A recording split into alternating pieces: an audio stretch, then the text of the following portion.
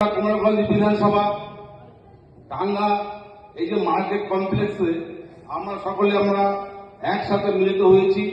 তার বিশেষ কিছু কারণ আছে। আমরা এখানে যারা যারা মঞ্চে যারা যারা আমরা বসে আছি সকলেই আমরা হিন্দু সনাতনী ধর্মের লোক। আমাদের মূল লক্ষ্য, আমরা আগামী দিনে আমাদের লক্ষ্যটা কোথায় থাকবে, আমাদের আগামী দিনে আমরা কিভাবে চলতে পারবো, এই সকল বিষয় নিয়ে আমি দু চারটি কথা বলবো আপনাদের সামনে।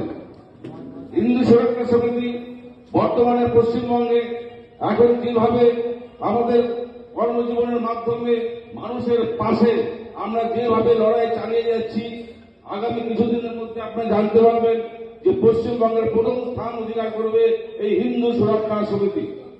এই হিন্দু সুরক্ষা সমিতি আজকে গঠন করার মূলে পিছনে অনেক কারণ আছে। সেই কারণ যদি আমি ব্যাখ্যা করতে যাই অনেক সময়ের বিষয়। যাই হোক, আমি জাস্ট মূল কয়েকটা কথা আপনাদের সামনে তুলে ধরব। আজকে যে সনাতনী ভাইরা আমরা সবাই একসাথে এখানে বসে আছি, আমরা সবাই ছিন্ন বিচ্ছিন্ন। আমাদের যদি কোথাও কোনো সমস্যা পড়ে, বিপদ পড়ে, আমাদের হিন্দুরা যদি একসাথে একত্রে না হই, আগামী যে দিন আসছে এখন থেকে যদি মিলিত আমরা তৈরি হতে না পারি, আমাদের ভয়ঙ্কর দিন কিন্তু আগামী দিনে দেখতে হবে। সেই জন্য আমাদেরকে একজোট হয়ে লড়াই করতে হবে আগামী দিনের জন্য।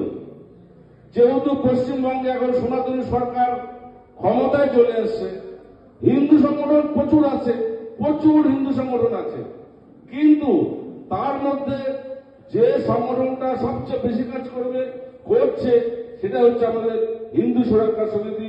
হিন্দুদের জন্য লড়াই করছে। আজকে দেখুন, ল্যান্ড জেহাদের বিরুদ্ধে আমরা লড়ছি, লাভ জেহাদের বিরুদ্ধে আমরা লড়ছি। প্রতিনিয়ত শুনতে পাচ্ছি হিন্দু সনাতনী ঘরের মা বোনরা আমাদের নানা রকম আমাদের জিহাদের হাত থেকে মুক্তি নেই। পশ্চিমবঙ্গ জুড়ে মাঝে মাঝে খবরে শুনতে পারবেন ওই বাড়ির বোনটাকে ওরা তুলে নিয়ে যাচ্ছে, ওই বাড়ির মাটাকে ওরা তুলে নিয়ে যাচ্ছে। প্রতিবাদ করার মতো কেউ নেই। আমাদেরকে এগিয়ে আসতে হবে, সনাতনী ভাই বোনদের এগিয়ে আসতে হবে।